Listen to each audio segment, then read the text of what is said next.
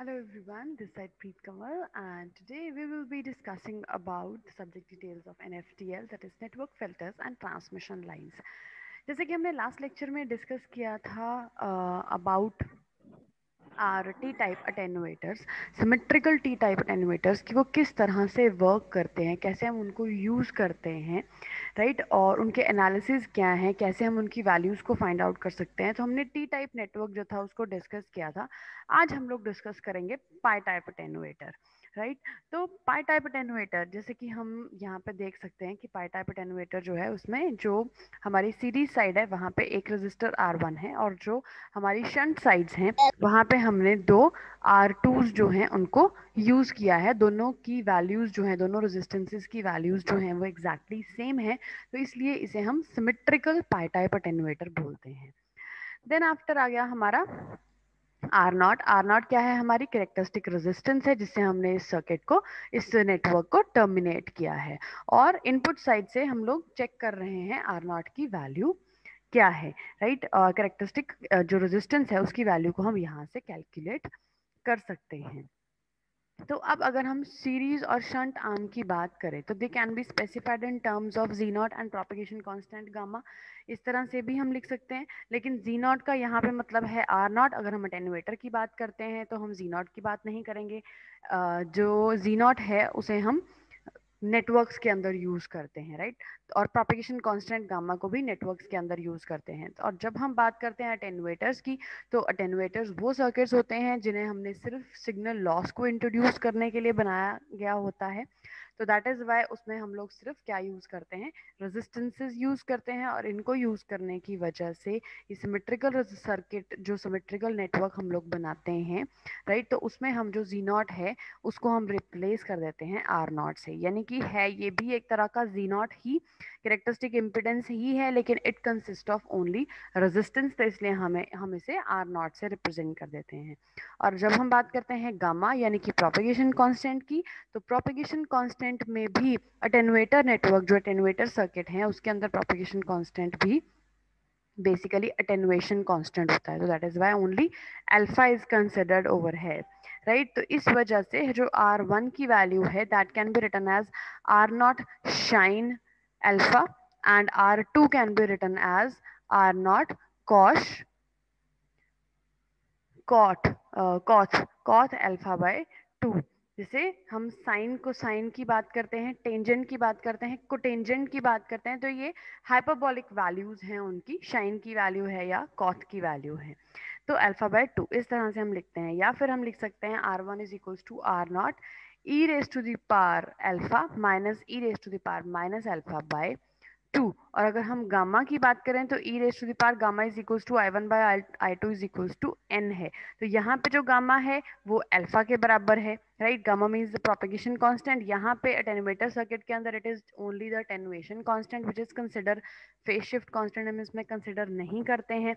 तो इसलिए e alpha can be written as N, right. तो यहाँ पे ई गामा की जगह e alpha is equals to N हम लोग लिख सकते हैं। तो अगर ई अल्फा की वैल्यू एन है तो यहाँ e raise to the power alpha जो यहाँ पे लिखा है तो उसमें हम N minus one by N लिख सकते हैं, जिसका मीनिंग है कि R naught is equals to N square minus one divided by two N.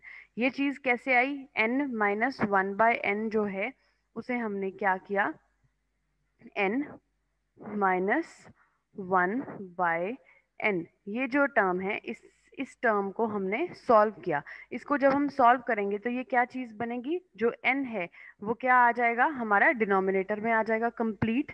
और जब हम इन दोनों टर्म्स को कैलकुलेट करेंगे, इसका एलसीएम लेंगे, तो क्या होगा, n जो है वो डिनोमिनेटर में आ जाएगा और ये n will be multiplied by this n, तो ये बन जाएगा हमारा n स्क्वायर, राइट। और ये माइनस वन उसके साथ में आ जाएगा, राइट। तो ये टर्म को जब हमने सॉल्व किया तो ये क्या बना, N square minus one divided by N.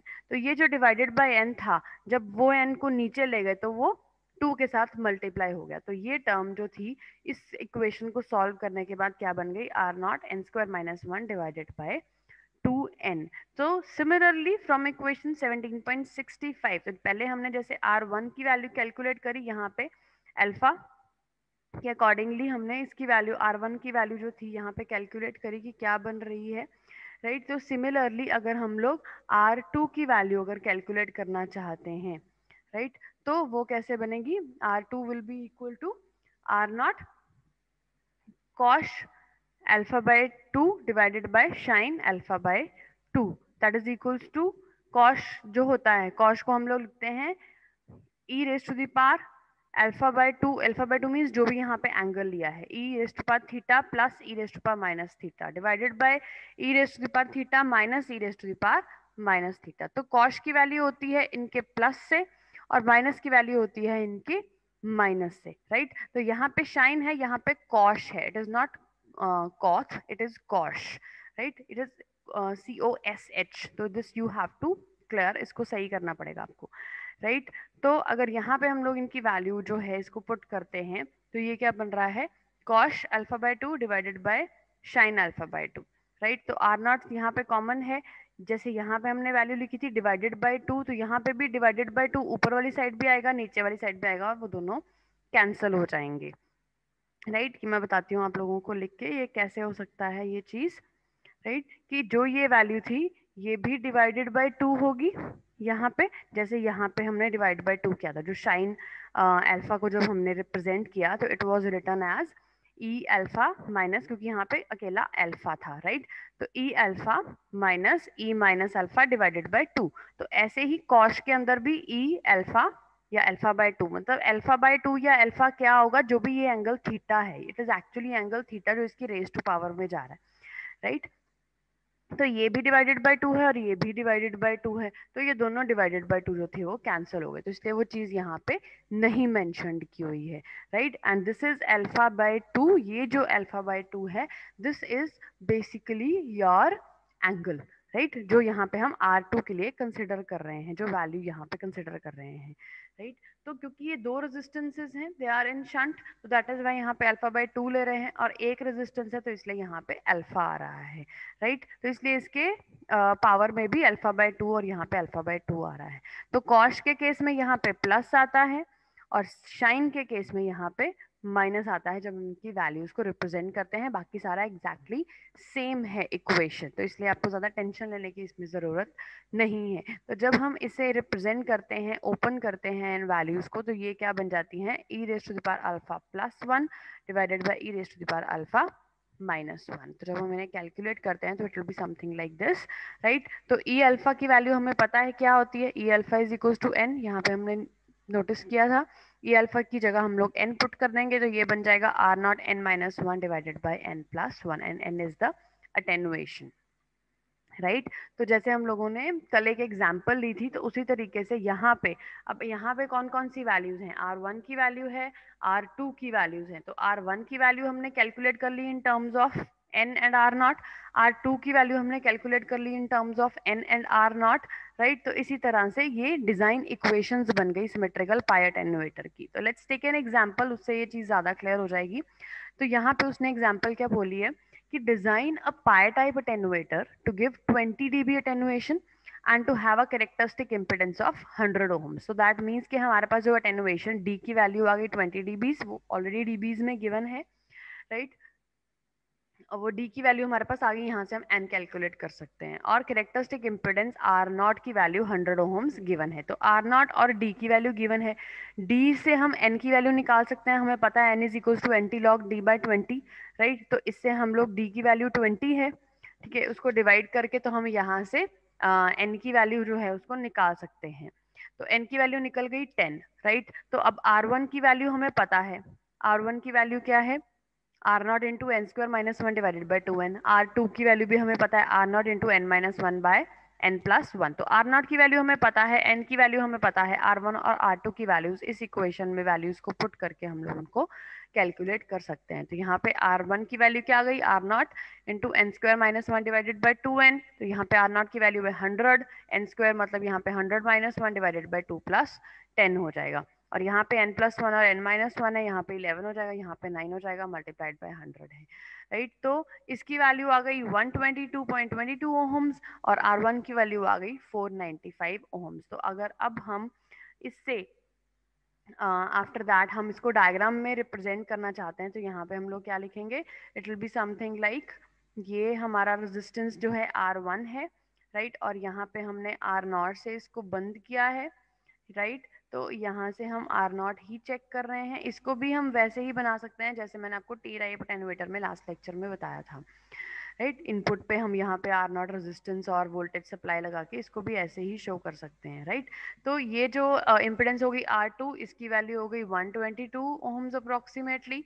यहाँ पे भी इसकी वैल्यू हो गई 122 ओम्स अप्रोक्सीमेटली। इसकी वैल्यू हो गई हमारे पास 495 ओम्स अप्रोक्सीमेटली, राइट। और ये जो हमारी इम्पिडेंस है ये है 100 ओम्स की, राइट। तो इस तरह से हम लोग इसको क्या कर सकते हैं, डिजाइन कर सकते हैं। तो अगर हमें अटेनुएशन और कैरेक्टरिस्टिक इम्पिडेंस की वैल्यू पता हो, या इन चारों में से किसी एक या दो चीजों की वैल्यू पता हो, तो हम बाकी वैल्यूज को कैलकुलेट करके हम अपनी डिजाइन कर सकते हैं हमारे अटेनुएटर सर्किट को, राइट। तो नेक्स्ट आपके जो सिलेबस में है that is your L type attenuator. तो अब हम नेक्स्ट कैलकुलेट करेंगे एल टाइप अटेन्यूएटर के साथ हम लोग डील करेंगे।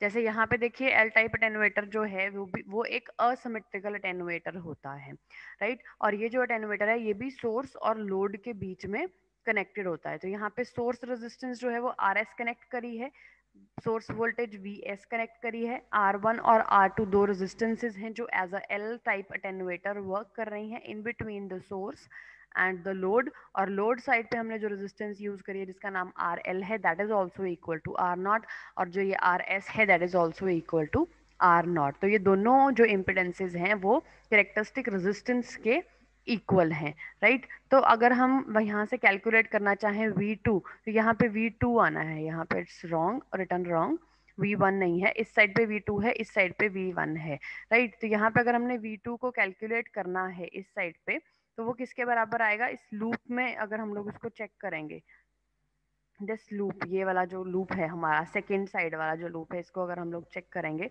तो यहाँ पे जो करंट फ्लो कर रहा है that is I1 minus I2 multiplied by R2, फिर इस साइड पे जाएंगे तो it will B minus I2 into RL, right. तो माइनस I2 इंटू RL, तो इसको इक्वल टू की दूसरी साइड पे ले जाते हैं हम, तो V2 जो है वो इन दोनों के इक्वल आ गया। V2 इज इक्वल्स टू किसके बराबर हो गया, I1 minus I2 into R2 that is equals to I2 into RL। तो यहाँ से अगर हम इस ब्रैकेट को ओपन करेंगे तो what will it be, I1 R2 minus I2 R2 that is equals to I2 into RL। तो यहाँ पे माइनस I2 R2 आएगा बाहर, तो माइनस को इस साइड पे ले जाएंगे तो जाके प्लस हो जाएगा, I2 यहाँ से कॉमन बाहर आ जाएगा, it comes out to be R2 plus RL। तो I1 R2 is equals to I2 into R2 plus RL। तो I1 बाय I2 की वैल्यू अगर यहाँ से कैलकुलेट करें तो R2 plus RL divided by R2 बन गई ये value, that is equals to n। या अगर हम इसे सॉल्व करें इक्वेशन को तो R2 को दोनों के अंडर कर दें तो ये क्या बन जाएगा, R2 by R2 is equals to 1 plus RL by R2 that is equals to n। तो n की वैल्यू हमारे पास आ गई। या यहाँ से हम लोग R2 की वैल्यू निकाल सकते हैं, कैसे निकाल सकते हैं R2 की वैल्यू, यहाँ से n जो है, यहाँ से जो +1 है इसको इस साइड पे ले जाएं, ये वाला जो +1 यहाँ पे लिखा हुआ है, अगर हमने वैल्यू कैलकुलेट करनी है हमारे n की वैल्यू जो हमने अगर सॉरी R2 की वैल्यू अगर हमने कैलकुलेट करनी है तो ये जो 1 यहाँ पे प्लस में है इसको इधर ले जाएंगे तो वो माइनस में आ जाएगा। तो ये क्या बन जाएगा, RL divided by R2 that is equals to n minus 1, right. ये चीज बन जाएगी, राइट। और अगर हमने यहाँ से R2 की वैल्यू को कैलकुलेट करना है तो R2 को इधर ले जाएंगे और ये जो n माइनस 1 लिखा हुआ था इसको इधर वापस ले आएंगे, तो ये क्या बन जाएगा, RL divided by n minus 1 that will be equal to R2, ठीक है। तो यही चीज कैलकुलेट करिए हमने यहाँ पे, R2 is equal to RL divided by n minus 1, R2 is equal to RL divided by n minus 1। तो इधर लिखो एक ही बात है, राइट। तो ये वाली इक्वेशन हमने फाइंड आउट कर ली। अब हमें पता है जो RL है that is equals to R0, ये हम लोग पहले ही बता चुके हैं, RL is equals to R0 है, RS भी इज इक्वल्स टू R0 है, राइट। तो RL की जगह अगर हम R0 लिख दें तो R2 की value is calculated in terms of R0 and n again, ठीक है। जैसे हम लोगों ने पाई टाइप अटेन्यूएटर में किया था उसी तरीके से हमने यहाँ पे R2 की वैल्यू फाइंड आउट कर ली in terms of R0 and n, right. तो अब हमने कैलकुलेट क्या करना है, R R1 की वैल्यू कैलकुलेट करनी है। अब R1 की वैल्यू कैलकुलेट करने के लिए हमें अब इस लूप में वर्क करना पड़ेगा। अब इस लूप में वर्क करेंगे तो जो R0 है वो किसके बराबर हो गया, R1 plus R2 R0 divided by R2 plus R0, right. तो मतलब यहाँ से अगर हम R0 जो है उसको कैलकुलेट करें, राइट, तो वो किसके बराबर हो गया, ये पूरा पूरा नेटवर्क अगर हम लोग यहाँ पे कंसिडर कर रहे हैं, इस पूरे के पूरे नेटवर्क को कंसिडर कर रहे हैं, यहाँ से R0 को कैलकुलेट करेंगे तो वो किसके बराबर हो जाएगा, सबसे पहले R2 और R0 ये दोनों वैल्यूज जो हैं वो पैरेलल में है, ये दोनों रेजिस्टेंसेस, राइट। मैं दोबारा से बताती हूँ आप लोगों को, ये दोनों resistances they are in parallel, right. तो यहाँ पे हो गया R2 in parallel with R0, right. और ये जो पैरेलल में है they are in series with what, R1 के साथ सीरीज में है, राइट। तो हम कैसे लिखेंगे, हमें पता है कि जब हम पैरेलल में दो रेजिस्टेंसेस को कनेक्ट करते हैं तो वो किसके बराबर हो जाती हैं, ऊपर multiplication of that those two resistances, right, और नीचे उन दोनों का सम, तो R2 प्लस R0, राइट। और ये प्लस हो जाएंगी किसके साथ, R1 के साथ। तो ये इक्वेशन, मतलब अगर हम पूरे नेटवर्क की बात कर रहे हैं तो ये पूरे नेटवर्क की अगर रेजिस्टेंस को हमने लिखना हो तो जो R0 है जिसको हम इनपुट साइड से देख रहे हैं वो किसके बराबर हो गई, R1 plus R2 into R0 divided by R2 plus R0। तो this is all equal to R0, इसके बराबर हो गई। तो अगर हमें यहाँ से R1 की वैल्यू को कैलकुलेट करना है, राइट, अब यहाँ से इस इक्वेशन से, ये वाली जो इक्वेशन हमने कैलकुलेट करी, यहाँ से हमने अगर R1 की वैल्यू को फाइंड आउट करना है तो हमें क्या करना पड़ेगा, सबसे पहले इस इक्वेशन को कन्वर्ट करना पड़ेगा इस इक्वेशन के अंदर R1 की वैल्यू को फाइंड आउट करने के लिए, राइट। तो यहाँ पे ये क्या चीज़ बन जाएगी, it will be something like R1 जो है, ये वाली जो सारी टर्म है इसको इधर माइनस में अगर हम ले जाएं तो इसको हम कैलकुलेट कर सकते हैं बड़े आराम से। तो लेट्स सी के ये कैसे, ये जो टर्म है वो कैसे आ रही है, राइट। तो उसको देखते हैं कि how it will be something like R1 एक साइड पे, और ये जो सारी प्लस की टर्म थी उसे हम इधर ले गए माइनस में, ठीक है। तो ये क्या बन गया, R1 is equals to R0 minus R2 R0 divided by R2 plus R0, ठीक है। तो ये चीज हो गई। अब ये दो इक्वेशंस हैं, अब दो इक्वेशंस हैं तो इनको, इनमें एलसीएम निकालना पड़ेगा। एलसीएम निकालने के लिए क्या करना पड़ेगा, ये जो टर्म है हमारी उसे इसके साथ मल्टीप्लाई करना पड़ेगा, तभी वो कंप्लीट डिनोमिनेटर में आ जाएगी, राइट। तो अब ये कंप्लीट डिनोमिनेटर में हमारे पास क्या आ गया, R2 प्लस R0, और उसके लिए हम लोगों ने क्या किया, R0 के साथ किसको मल्टीप्लाई कर दिया, R2 प्लस R0 को मल्टीप्लाई कर दिया, माइनस R2 इंटू R0, ये एज इट इज आ गया। क्लियर है। अब इसके बाद हम लोग क्या करेंगे, यहाँ पे लेट्स सी हेयर, अब इसको ओपन करेंगे ब्रैकेट को, मैं यहाँ पे लिख रही हूँ, ये वाली ब्रैकेट को जब हमने ओपन किया तो मैं यहाँ पे लिख रही हूँ क्या बन रहा है, R0 R2 plus R0 square minus R2 R0 divided by R2 sorry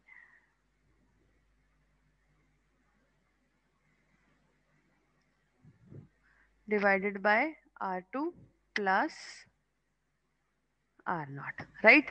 तो ये R0 R2 और R0 R2 प्लस और माइनस कैंसल्ड, तो ये वैल्यू क्या बन गई हमारी, R1 जो हम कैलकुलेट कर रहे थे, R1 that is equals to R0 का square divided by R2 plus R0।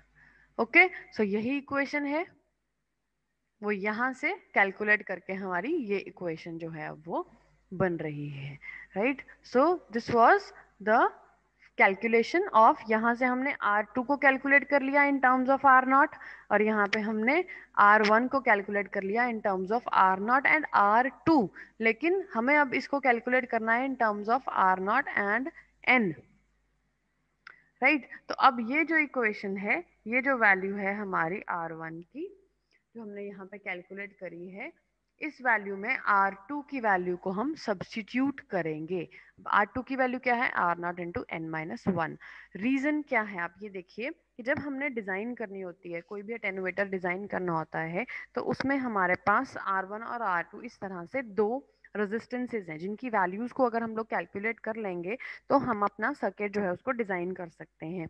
लेकिन अगर वो वैल्यूज एक दूसरे की टर्म्स में होंगी, मतलब R1 को आप तब कैलकुलेट कर सकते हो जब आपके पास R2 की वैल्यू है, R2 को तब कैलकुलेट कर सकते हो जब आपके पास R1 की वैल्यू है, तो फिर तो इसी में कंफ्यूज होकर रह जाओगे। तो दैट इज वाई R1 और R2 इन दोनों की वैल्यूज को कैलकुलेट इस तरह से करना है कि वो इन टर्म्स ऑफ R0 और n हो, ताकि हमारे पास दो चीजें गिवन हो तो हम R1 और R2 की वैल्यूज को आराम से फाइंड आउट कर सकें। तो इसलिए अब हम यहाँ पे क्या चीज कर रहे हैं कि ये जो इक्वेशन हम लोगों ने फाइंड आउट करी, right, this equation what we have found out, तो उसके अंदर हमारे पास n नहीं है, n की जगह पे R2 है। तो अब यहाँ पे क्या करेंगे, R2 की हमने वैल्यू ऑलरेडी कैलकुलेट कर रखी है, तो इस जगह के अब पे अगर हम लोग ये R0 की वैल्यू, सॉरी R2 की वैल्यू अगर लगा देंगे तो लेट्स फाइंड आउट कि क्या होता है। Thus R1 that is equals to R0 square divided by R2 plus R0, ठीक है।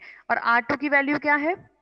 R0 divided by n minus one, ठीक है। R0 divided by n minus one इसकी वैल्यू है, और यहाँ पे क्या है? प्लस R0, तो हमने इसको एज इट इज लिख लिया, ठीक है। तो अब ये देखिए ये वैल्यू क्या बनी हमारी, R0 square divided bye R0 plus R0 into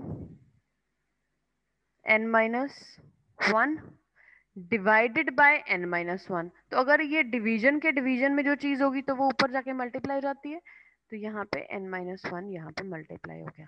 जो हमने कहाँ लिखना था, इसकी डिवीजन में लिखना था n माइनस वन, तो मैंने क्या किया, यहाँ से डिवीजन से उठाया और उसको यहाँ पे लिख दिया। तो I guess it is all clear, ठीक है। ये चीज सही है, समझ में आ गई ये चीज कि हम कैसे कर रहे हैं इस चीज को, क्यों यहाँ पे ऊपर n माइनस वन लिखा, राइट।